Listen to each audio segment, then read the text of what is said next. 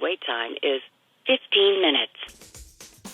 Good day, it's Egg. In today's video, we're looking at the perfect grade Strict Rouge, a model kit released by Bandai in 2005. This mobile suit is a recolor of the original Straight Gundam that came out a year prior.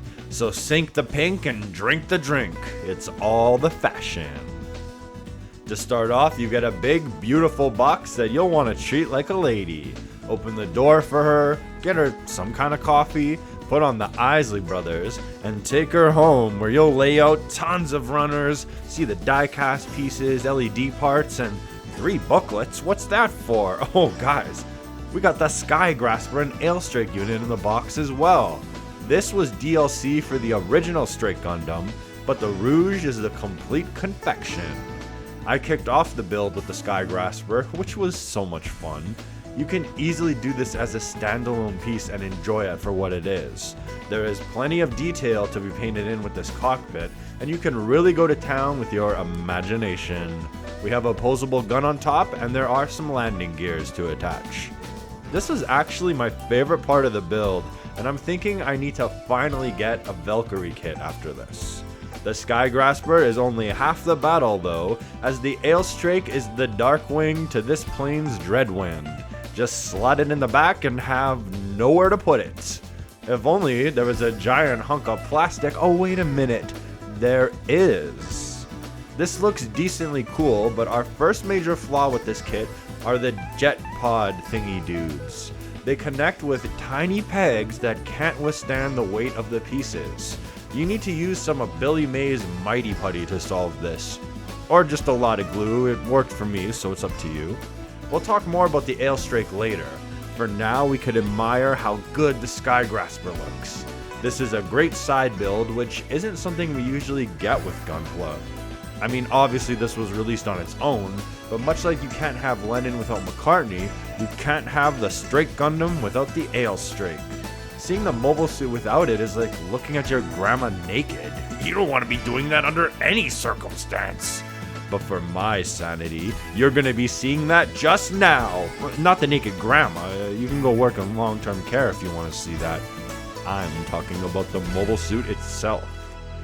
Well, the Strict Rouge is certainly an impressive looking model.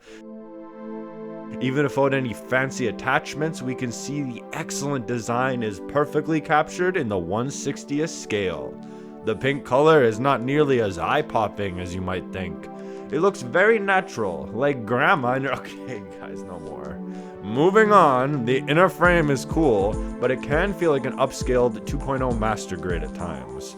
The arms are complex, and there are a few mind-bending aspects that make for ridiculously good articulation, like the side panels that can move slightly, adding surprising flex. The legs are more straightforward, and they present a slight flaw. The gap. I don't mean the clothing store. There is an ugly opening when you bend the knee. It looks good standing and when it's fully bent, but in the middle point, the piston just kinda hangs out there awkwardly. The legs themselves were not very interesting to build either. The hips, though, have an insane joint. There is a locking piece that prevents it from moving when more weight is added. The articulation is overall solid, and you do get the individually articulated fingers, which we'll talk about that later. The armor pieces have some nubs that aren't for the faint of heart. You can get away with a bit due to the lighter colored plastic, but you have to be very careful when removing these nubs not to cut too deep, which I ended up doing. It's also mold line speedway here on most of the armor and frame pieces, which put my sanding sticks to task. Panel lines are simple and clean, the way it should be, but oh my god, I did it again?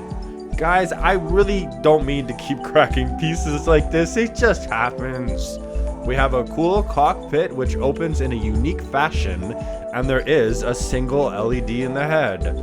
Spoiler alert, it's rather difficult to put in correctly. The part sandwich is hard to close, and you're often left with a light that never goes out, or it only goes on when you press down. I had it perfectly, but once I flicked the switch, it was deader than the last shred of my childhood naivety.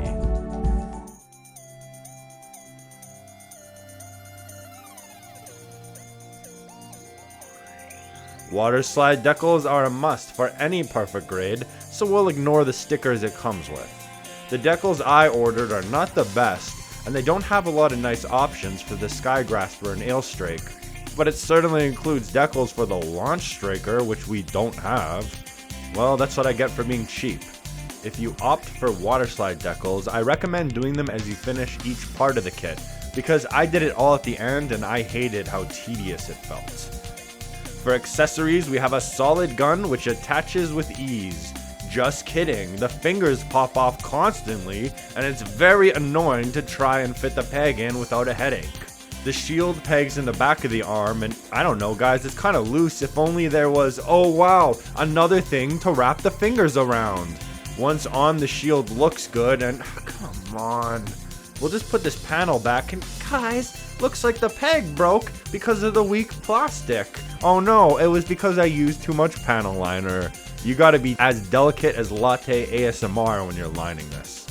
There are some classic beam sabers, and if the pilot runs out of batteries, there are even little knives that come out of the side skirts. I guess it's for opening packages.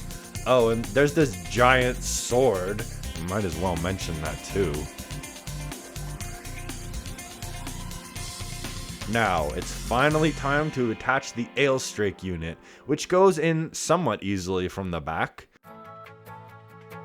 It doesn't sit as flush as I'd like on the shoulders, but come on, it looks amazing. This is an absolute stunner.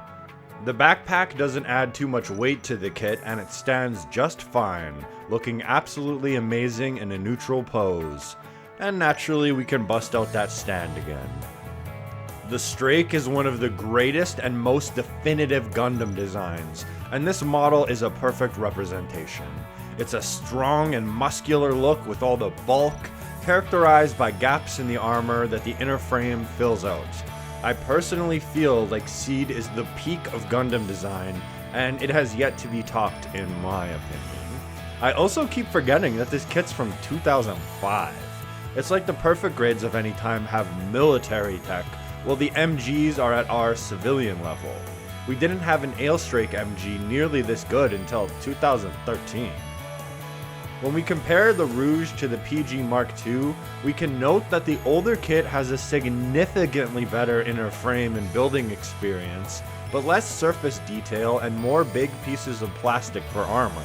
The Strake, on the other hand, was released only a few years later, and the outer detail is worlds ahead of the Mark II, but the inner frame is significantly less remarkable. I was a little bit underwhelmed by the frame build of the Strake Rouge.